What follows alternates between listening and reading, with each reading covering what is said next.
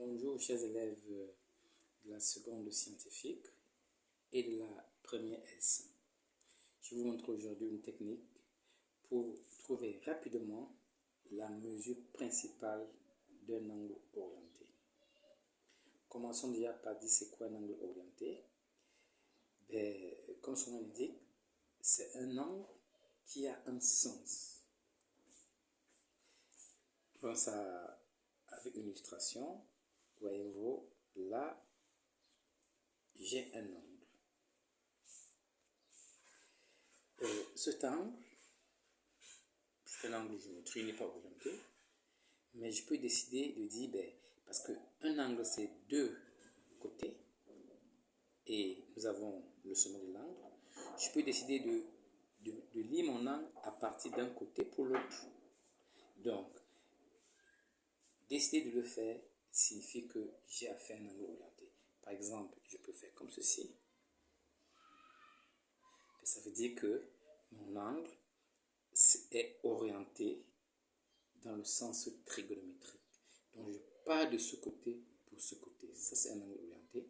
Donc, si nous avons par exemple là un vecteur E et un vecteur V, eh bien, E, V, eh bien, c'est l'angle orienté.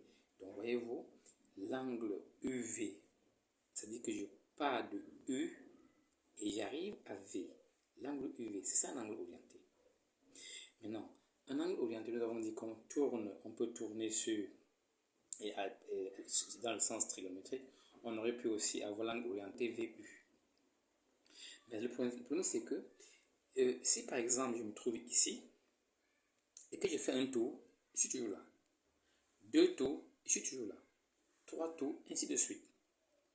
Et si je tourne dans l'autre sens, ça ne change pas. Je peux faire autant de tours.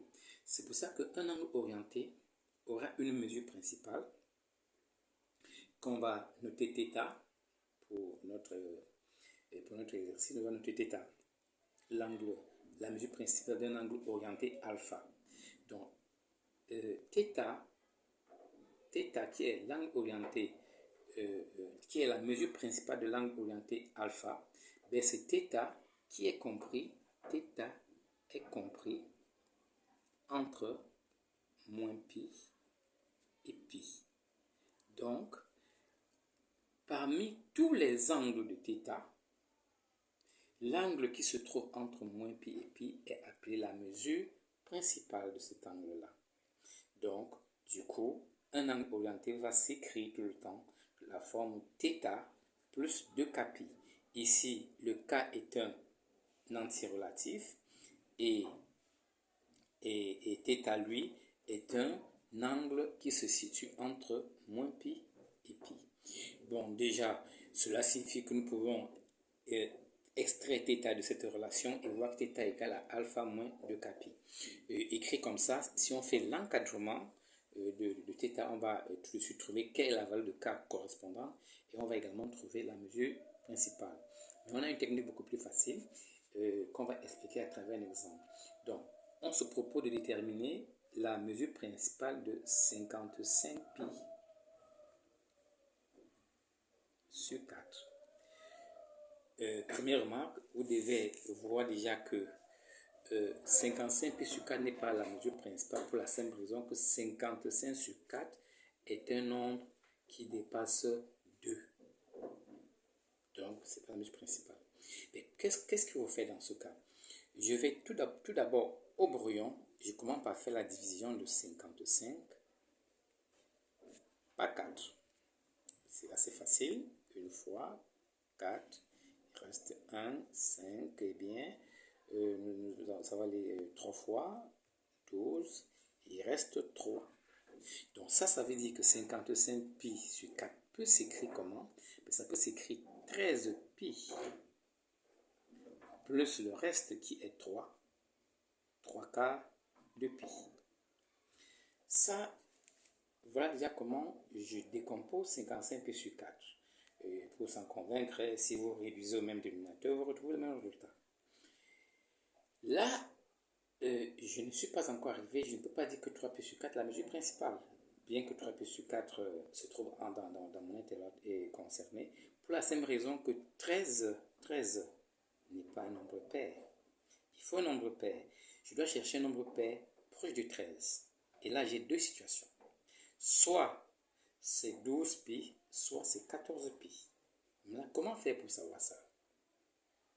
Je vais encore venir au brouillon. Supposons que je décide de prendre 13 et je décide de prendre 12. Qu'est-ce qui va se passer si je prends 12? Mais si je prends 12, voilà ce qui se passe si je prends 12. Donc je vais dire que, eh bien, 13pi, comme je veux 12, je vais enlever pi. Comme ça, j'aurai 12pi, j'aurai 12pi. Mais il faut ajouter le pi pour ne rien changer. Pour ne rien changer dans mon 55pi sur 4. Voyez-vous qu'en faisant 13pi moins pi, j'obtiens tout de suite 12pi. Et je suis sûr que je n'ai pas changé puisque en ajoutant pi, j'obtiens toujours 13pi. Donc, qu'est-ce qui se passe? J'aurai donc 12pi plus, qu'est-ce qui va se passer? Eh bien, 7pi, en calculant les deux, ça va donner 7pi sur 4. Mais ça ne m'arrange pas parce que 7pi sur 4, 7k dépasse 1. Il faudrait bien que le nombre que j'ai devant pi soit plus petit que 1. Donc ça ne marche pas. Donc, qu'est-ce qu'il fallait faire? Au lieu d'enlever pi, il faut plutôt ajouter pi. Mais dans ce cas, si j'ajoute pi, qu'est-ce qui se passe dans la deuxième configuration? Je vais écrire cette fois-ci 13pi. Et là, j'ajoute pi et j'enlève pi. J'ajoute pi et j'enlève pi. Et je fais le calcul encore cette fois-ci. Et on va voir ce que ça va donner. Mais là, on aura 14pi. 14 est un nombre pair, donc j'ai bien le 2kpi. Et quand je calcule 4, tout ça, ça va donner moins pi sur 4. Et là, ça marche. Parce que 1k est un nombre qui est bien plus petit que 1.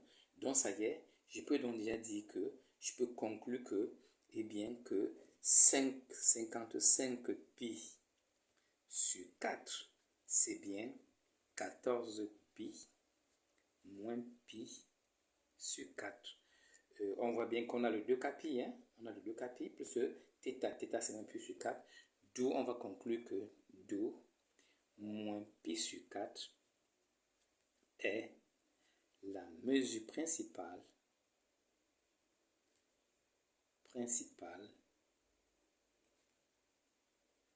de 55pi sur 4. Voyons un deuxième exemple. Et on se propose de trouver la mesure principale, par exemple, de moins 31pi sur 4. Comme tout à l'heure, faisons notre division. 31 sur 4. Il va aller 7 fois 28, il reste 3.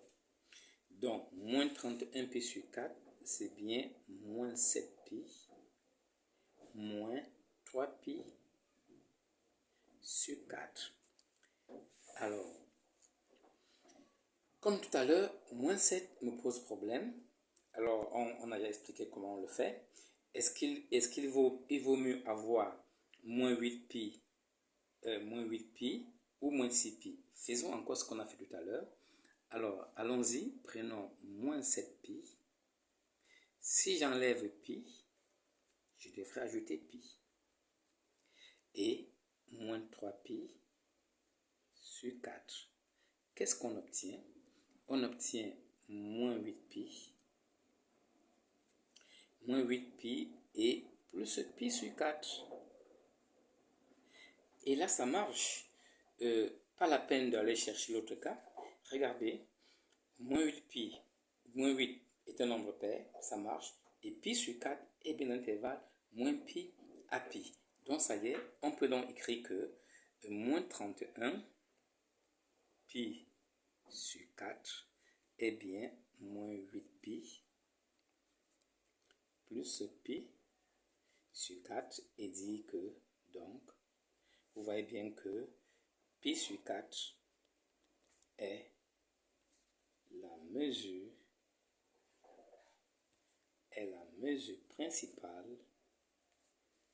principale de moins 31 pi sur 4. Mais qu'est-ce qu'il faut retenir comme essentiel, c'est que si vous avez un angle négatif, comme ce qu'on vient d'avoir là, c'est plus facile d'enlever pi et d'en ajouter. Si c'est plutôt un angle positif, c'est plus facile d'ajouter pi et d'enlever pi après.